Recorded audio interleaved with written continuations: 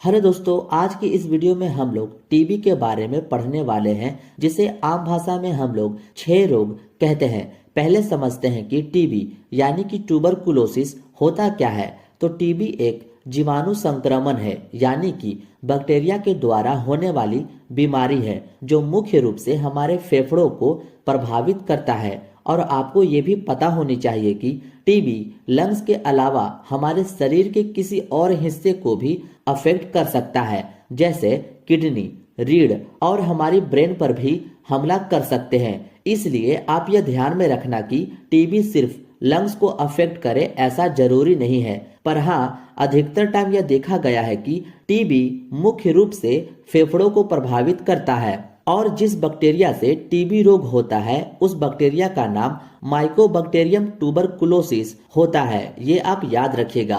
यह एक communicable disease होता है, यानी कि दोस्तों टीबी रोग फैलने वाली बीमारी है और यह तब फैलता है जब फेफड़ों या गले की टीबी से पीड़ित व्यक्ति खांसता है, बोलता है या गाता है। उस दौरान यह बैक्टीरिया आसपास के लोगों में अफेक्ट कर देता है। अब जानते हैं टीबी के पेशेंट में क्या क्या सिम्टम देखने को मिलता है। तो ऐसे पेशेंट को 3 हफ्तों से ज्यादा पुरानी खांसी रहती है, जो एंटीबायोटिक मेडिसिन लेने पर भी आराम नहीं मिलता। फीवर, बुखार, नाइट स्वेटिंग यानी कि रात में पसीना आना, अनएक्सप्लेन वेट लॉस यानी कि अचानक से वजन कम हो जाना, खांसी के साथ खून आना, भूख कम आना, ये सब कुछ ऐसे लक्षण है जो टीबी के पेशेंट में हमें देखने को मिलता है। तो जब भी मरीज में हमें ये सब लक्षण देखने को मिलते हैं तब मरीज को कुछ टेस्ट करवाने को कहते हैं, जिससे यह जान सकते हैं कि उसे टीबी है या नहीं। तो सबसे पहले कराते हैं चेस्ट एक्सरे यानी कि सीने का एक्सरे।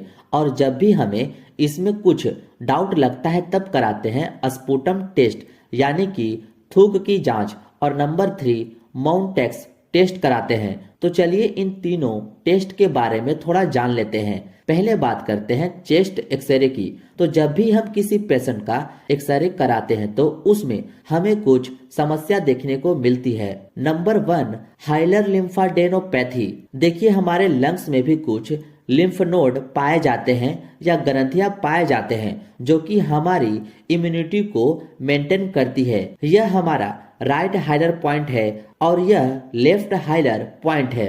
और जब भी हमारे फेफड़ों में इन्फेक्शन हो जाता है या टीबी हो जाता है तो इनमें सूजन आ जाती है, यानी कि बड़े हो जाते हैं सूजन के कारण। तो आप देख सकते हैं इस एक्सरे में जो लिम्फ नोड है वो बड़े हो चुके हैं, जिसे हम कहते हैं हाइलर लिम्फाडेनोपैथी। तो आपको रिपोर्ट में हाइलर लिम्फाडेनोपैथी देखने को मिल सकती है। इसके बाद दूसरी जो प्रॉब्लम है वो है इनफिल्ट्रेशन, यानी कि हमें ऐसी कुछ कंडीशन देखने को मिल सकती है एक्सरे में जो हवा से ठोस होती है, जैसे कि पस, ब्लड या प्रोटीन। तो ये भी किसी इन्फेक्शन या टीबी के कारण देखने को मिल सकते हैं। और लास्ट में फ्लूइड या प्लूरल फ्लूइड यानी कि लंग्स में पानी भर जाना। तो हमें दोस्तों ये भी देखने को मिल सकता है। तो इसको हम कैसे पहचानते हैं वो देख लेते हैं। तो आप सामने देख पा रहे हैं एक इमेज है जो नॉर्मल लंग्स की है, जिसमें किसी तरह की कोई समस्या नहीं है। तो यह जो निचला हिस्सा होता है, इस कॉर्नर से लेकर इस कॉर्नर तक का इस पॉइंट को हम सीपी एंगल कहते हैं, यानी कि कोस्टोफ्रेनिक एंगल कहा जाता है। तो सामान्य तौर पर यह नीचे से इस तरह की नुकीले दिखाई देते हैं। पर दोस्तों, जब भी हमारे लंग्स में पानी भर जाता है, कोई फ्लूइड जमा हो जाता है, तब हमें इस तरह की ब्लर व्हाइट टाइप की दिखाई देती है, जो साइड की कॉर्नर सही से दिखाई नहीं देती। इससे यह पता चलता है कि लंग्स में पानी भर चुका है, फ्लूइड का फॉर्मेशन हो चुका है। तो ये सभी पॉइंट हमें देखने को मिलता है, जिससे हमें यह पता चलता है कि पेशेंट को टीबी हो सकता है। अब दूसरा टेस्ट है स्पुटम टेस्ट, जो टीबी को कंफर्म करने के लिए किया जाता है। अर्ली मॉर्निंग स्पुटम लिया जाता है, जिसके हमें 3 सैंपल लेने होते हैं। ये भी 2 तरह का होता है, पहला स्मीयर और दूसरा कल्चर। स्मीयर में हम माइक्रोस्कोप की सहायता से स्पुटम में बैक्टीरिया को फाइंड करते हैं, यानी कि खोजते हैं। और इसका जो रिपोर्ट है वो हमें 1 से लेकर 2 दिन में मिल जाती है। और इसमें हमें AFB यानी कि एसिड फास्ट बेसिली को फाइंड करना होता है। इसके बाद आती है कल्चर टेस्ट, जिसमें कि हम स्पुटम को किसी कंटेनर में ग्रो करते हैं और इसकी रिपोर्ट हमें 8 हफ्ते के अंदर मिलती है।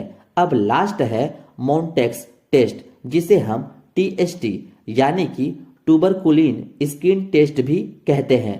जिस मरीज में हमें संदेह होता है कि हाँ इस पेशेंट को टीबी हो सकता है, उसे कंफर्म करने के लिए मरीज की त्वचा में 0.1 ml ट्यूबरकुलिन का इंट्राडर्मल इंजेक्शन लगाते हैं, जैसा कि आप इस इमेज को देखकर समझ सकते हैं। इस इंजेक्शन को लगाने के बाद मरीज को 48 से 72 घंटों के लिए छोड़ देते हैं या फिर उसे घर जाने के लिए बोल देते हैं। उसके बाद हम देखते हैं कि जहां पर हमने इंजेक्शन लगाया था वहां कोई रिएक्शन तो नहीं है। यदि हमें रिएक्शन देखने को मिलता है तो यह कंफर्म हो जाता है कि उस मरीज को टीबी है।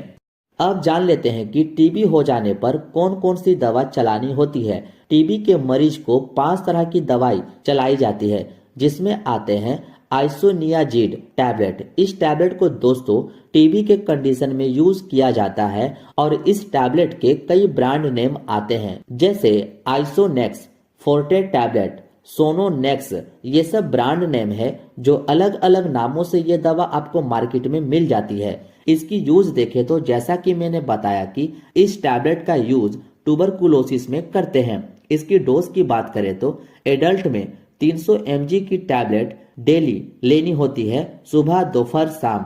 और बच्चों की अगर बात करें तो 10 से 20 mg पर केजी बॉडी वेट के अनुसार देनी होती है। और आपको ध्यान रहे कि एक दिन में 300 mg से लेकर 500 mg तक ही दवा दे सकते हैं। 500 mg से ज्यादा टैबलेट एक दिन में नहीं देना है, चाहे वो एडल्ट हो या बच्चा। और हाँ दोस्तों, डॉक्टर पेशेंट के कंडीशन के अनुसार दवा की डोज में चेंजिंग भी ला सकती है, इसलिए आप अपने डॉक्टर से जरूर सलाह लें कोई भी दवा यूज करने से पहले।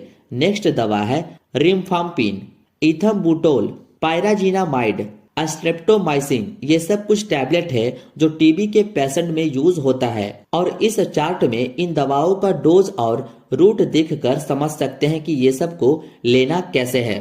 और हाँ दोस्तों, आपको ये भी बता दूं कि WHO ने टीबी के मरीज को 2 कैटेगरी में डिवाइड किया है। Number 1 sputum positive new patient, यानी कि ऐसे मरीज जिनका टेस्ट थूक वाले से हुआ है और उनका पॉजिटिव आया है, या जो नए मरीज होते हैं तो उनमें हमें HRZE 2 महीने तक, इसके साथ में HR 4 महीने तक देनी होती है। यानी कि दोस्तों टोटल हमें 6 महीने का कोर्स करना होता है, जिसमें यह HRZE 2 मंथ का होता है और HR 4 मंथ का होता है।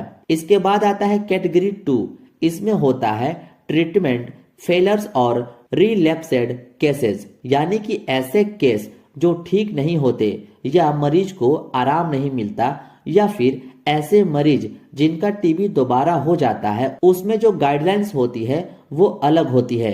इसमें जो ट्रीटमेंट होता है वो है SHRZE 2 महीने के लिए, HRZE 1 महीने के लिए प्लस HRE 5 महीनों के लिए मरीज को दवाई दी जाती है। उम्मीद है आप टीबी को समझ गए होंगे। टीबी के मरीज को कैसे इलाज होती है ये भी आपको आसानी से पता चल गया होगा। उम्मीद है ये वीडियो आपको पसंद आई हो। मिलते हैं अब आपसे नेक्स्ट वीडियो में।